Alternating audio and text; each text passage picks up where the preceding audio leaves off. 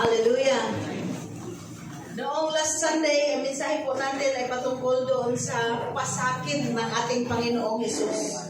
Na sobra yung kanyang atinamo upang tayo ay magkaroon ng kaligtasan.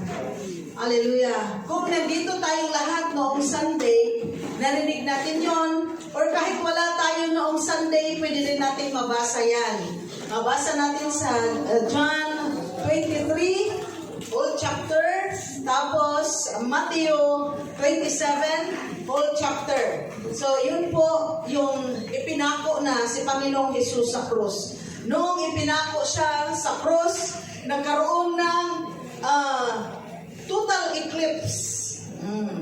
Hindi total eclipse of the heart, kundi total eclipse sa buong mundo. Buong mundo ay nagkaroon ng pagdilim or kadiliman. Yung dilim na wala ka na talagang makikita pang tao. Kung saan ka nakatayo, doon ka na lang. Kasi hindi mo na alam kung saan ka pupunta. So, pagkatapos noon, mula alas 12 ng tanghali hanggang alas 3. Pagdating ng alas 3, siya po ay umiyak. Father, why hast thou forsaken me? Ama ko, bakit mo ako iniwan? Hallelujah. At doon naman sa Luke, sa Luke, na nagsasabi pa siya na forgive them, for they don't know what they are doing. Hallelujah, yes, Jesus. So, imbis na magalit ang Panginoon sa kanyang iyak, pinatawad pa niya at inudyukan pa niya, nagpetisyon pa siya doon sa Diyos Ama na patawarin ang mga taong nagpako at nagpasakit sa kanya. So, sa ating part 2, John 10, verse 17 to 18. Mukhang madali lang tayo ngayon. Hallelujah. Therefore doth my Father love me, because I lay down my life, that I might take it again. In verse 18, no man taketh it from me, but I lay it down of myself. I have power to lay it down, and I have power to take it again. This commandment have I received of my Father. Hallelujah. Sabi pa sa verse 17, kaya daw minahal siya ng kanyang ama. Hallelujah. Because the God the Father saw the beauty of character and self-sacrifice in God the Son. So, minahal siya ng kanyang ama, lalo nang nakita ng Diyos Ama yung self-sacrifice ng kanyang anak. Nagsakripisyo si Jesus. Hallelujah. Alang-alang sa atin. So, nakita mas lalong minahal ng kanyang ama, ng ating ama na nasa langit. Hallelujah. Ang ating Panginoong Hesus. Because He laid down His life. Siya mismo ang nagbigay sa kanyang buhay. Ibinigay po ng Panginoong Hesus ang kanyang buhay. Kahit pwede naman daw niyang hindi ibigay. Hallelujah. Katulad din ng mga buhay natin. Ibinigay natin sa Panginoon, pwede din natin hindi ibigay sa Panginoon. Kaya sabi doon sa komentaryo na aking nabasa kagabi, nahati ang mga tao. Yung ibang tao ayaw nilang ibigay ang kanilang buhay kay Panginoong Hesus. Pero yung ibang mga tao naman ay ibinigay nila ang kanilang mga buhay kay Panginoong Hesus. So lahat ng umayaw kay Jesus, ibig sabihin sa dark side. Pero lahat ng sumunod at tumanggap kay Panginoong Hesus nasa light side. Hallelujah. Okay, mas lalo tayong mahalin ng Diyos Ama kung willing din tayong mag-lay down sa ating mga buhay. Hallelujah. Paano tayo mag-lay down sa ating mga buhay? Ha? Sige, hindi ko lang, sabi pa, hindi ko lang pangunahan. Okay. And then, that I might take it again. Sabi nito, because I laid down my life, that I might take it again. Anong ibig sabihin? So, kanyang ibinigay ang kanyang buhay, pero pagkatapos ng 3 araw, hallelujah, nakasakit na namatay siya, hindi siya nanatiling patay, kundi siya po ay nabuhay ng maguli. Hindi po siya nanatiling, parang kung tingnan, natalo. Kasi kung titingnan ni Satanas, talunan ng ating Panginoon at namatay siya. Akala nila siya ay powerful at hindi mamatay-matay. Pero pinatay siya. Noong namatay siya, akala ng kaaway, nagwagi na sila. Pero, sabi ng Panginoon, hindi siya nanatiling patay. Siya po ay nabuhay ng maguli. Kasi binawi niya ang kanyang buhay. Hallelujah! Hallelujah! Yes, Jesus, oh God. Verse 18, no man take it from me. Sabi dito, hallelujah. No man take it from me, but I lay it down of myself.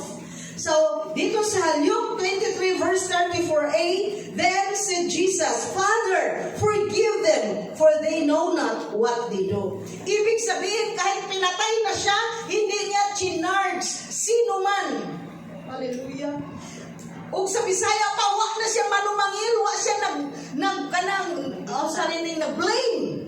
Hindi po niya blame sino man. Wala siyang blame ni isang tao sa kanyang kahirapan. Hindi katulad natin. Pag tayo pumalpak, ang dami nating itinuturo na tao. Sinong may ganyang ugali?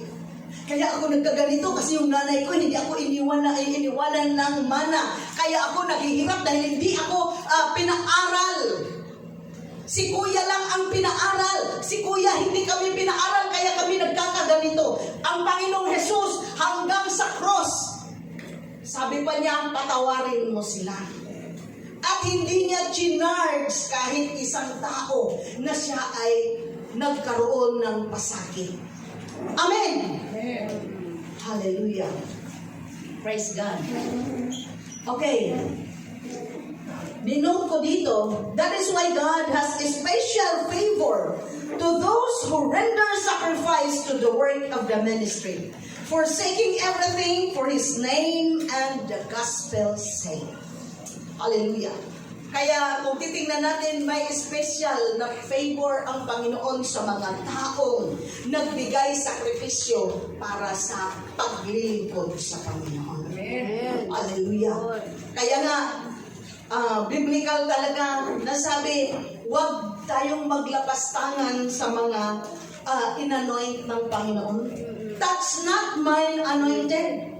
Kasi kung anuman ang mga nangyayari sa kanila, may Panginoon, siya po ang makikialam sa buhay ng kanyang pinahiran ng banal na Espiritu. Hallelujah. Hindi po kailangan na tayo agad-agad ang maghusga. Mayroong naghuhusga po sa kanila. Hallelujah. Okay. Kasi meron silang special na favor. May special blessing. Kasi imagine ka, lahat ibinigay mo na. You lay down your lives. Your life mismo. Kung ikaw lang mag-isa, ikaw mismo nagpasakit para sa paglilingkod sa Panginoon. Tayo po ba may puso meron ba tayong pusong ganon na kaya nating i-give up ang kung anumang meron tayo just for the sake of ministry and mission?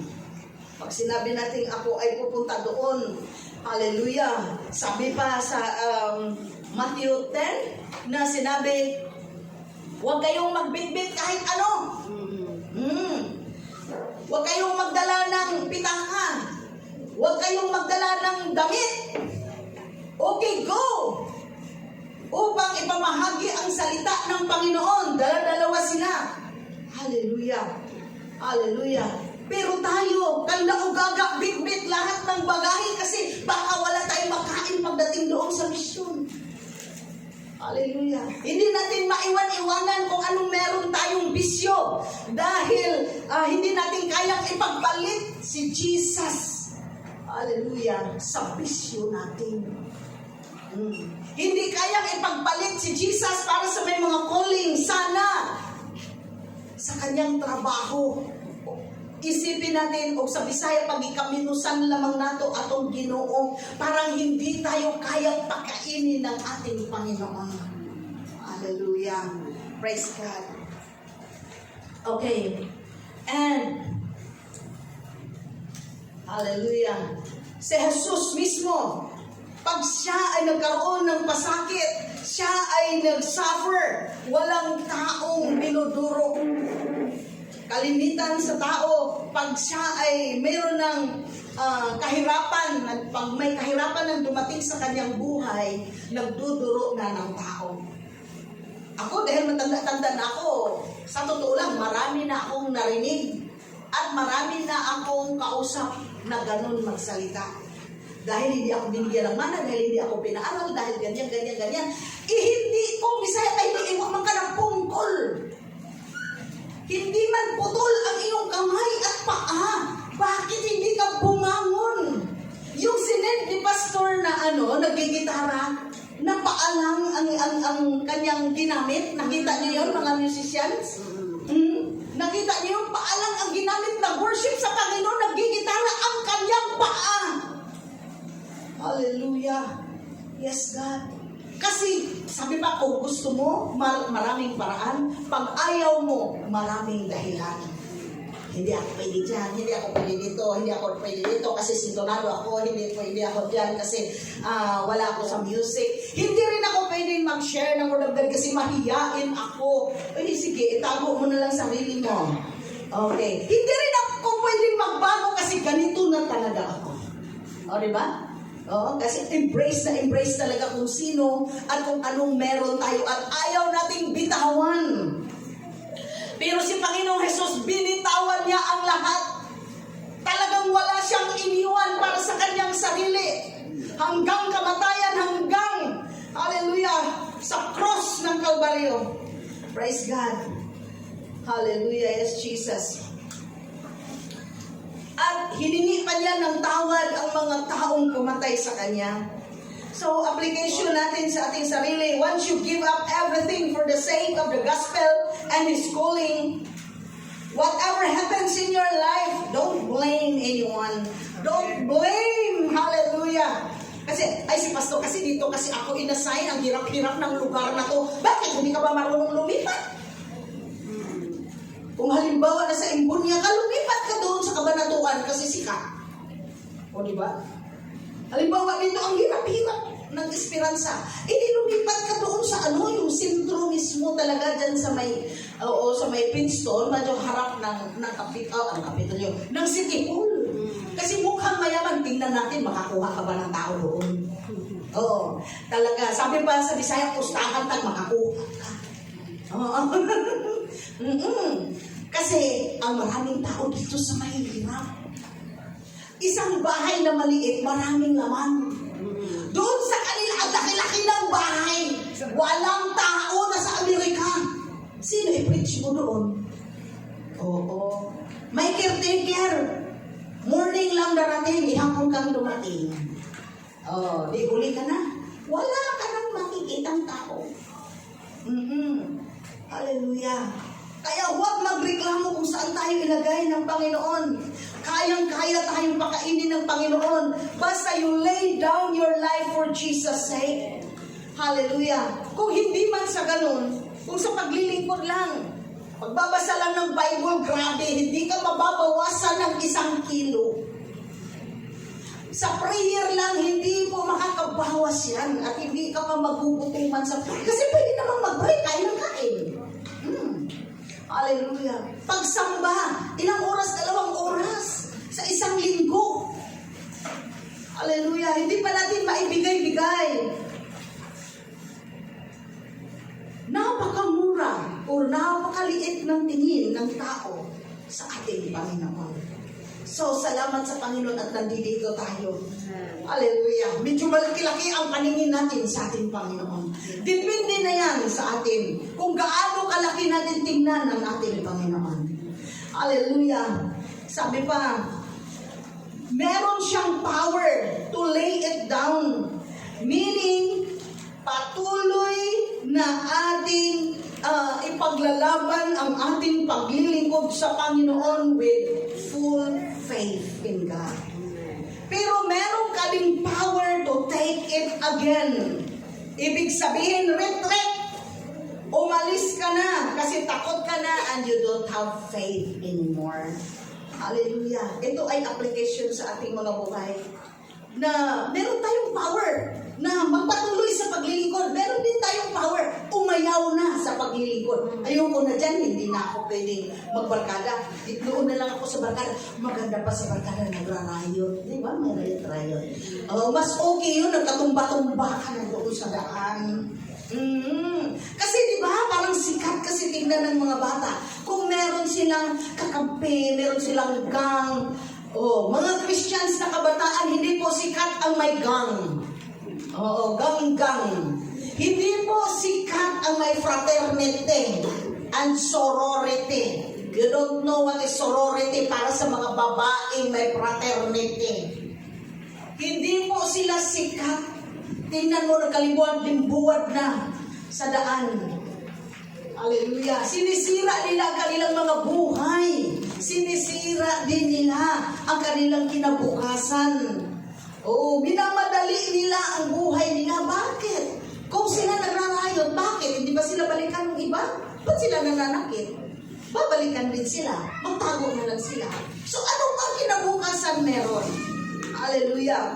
Kaya, lay your life down to the Lord Jesus Christ. Ibigay natin sa Panginoon. Huwag kang mag-alala kasi gusto kong makabarkada sila. Di yan totoo. Paglaki mo, hindi mo na sila kailangan. Sa totoo lang, magkahiwa-hiwalay kayo. Hindi ka nila aantayin. Alam mo ba? Hindi ka nila aantayin. Ang mga kapatid mo nga, hindi ka aantayin ng kapatid mo. Pag lumaki na kayo, magkahiwa-hiwalay na po kayo. Magkanya-kanya na kayo ng hanap buhay. Hindi na kayo nagbibigayan. Paminsan-minsan na lang, nagkwikwintahan na yan. At nagbabayaran na yan. Ano ba to? Utang to o hingi? May ganun. Natural. Kanya-kanya ang buhay. Paano naman dyan? Babayaran to o hindi? Sabihin mo ang totoo. Babayaran o hindi? Kasi yung pag hindi ko naisipin, kapatid yan. Ganun naman talaga yan. Mas lalo na kung kapatid mo lang sa gang. Hindi yan habang buhay. Sikat yan kasi si so and so, ka-brother mo. Pag nagkasala ka, tatakbo yan sila. Hindi yan sila sasama sa'yo sa kulungan. Hallelujah. Pag naghihirap ka, hindi ka nila sabayan sa iyong hirap. Kung wala kang kwalifikasyon, paano ka nila iaangat? Kailangan sumabay ka din sa kanila. Kung matatalino yung iyong ka-fraternity, kailangan matalino ka din. O pag sabayan mo sila, what's the use? Diba? Anong itutulong nila? Matalino din naman ako, pwede din naman akong dumiretso. Hallelujah. Kung akala mo nakasabit ka kasi mahirap ka at hindi ka matalino, walang-wala ka talaga, sasabit ka doon sa kanila kasi mayayabang sila. Anong ipagmamayabang mo? Hallelujah. Sa Panginoon na lang tayo, mga anak. Sa Panginoon tayo. Ang Panginoon mismo ang nagpasakit para sa atin upang tayo magkaroon ng kaligtasan. You lay down your life for the Lord's sake. Hallelujah. Praise God. Hallelujah. Hallelujah. Yes, Jesus. And then, huwag nating bawiin. Huwag nating bawiin habang nasa kalagitnaan po tayo ng paglilingkod sa ating Panginoon. You have the power to lay it down. You have the power also to take your life from the Lord Jesus Christ. Huwag mong bawiin. Tuloy-tuloy po natin. Kasi kung sino yung magtiis hanggang sa katapusan ang siyang maliligtas.